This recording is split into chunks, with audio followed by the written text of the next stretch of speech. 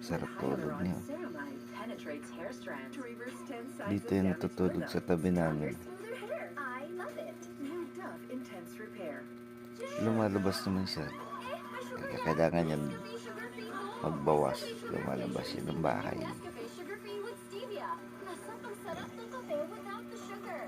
Ano lang yan, dating lang sa amin yung pusa na yan. Sarap sa feeling para talaga totoo yun.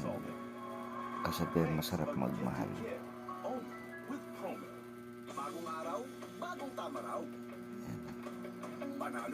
As eto pa,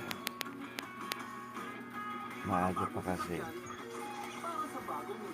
walang hirit pa lang, kaya higa-higa pa lang ako.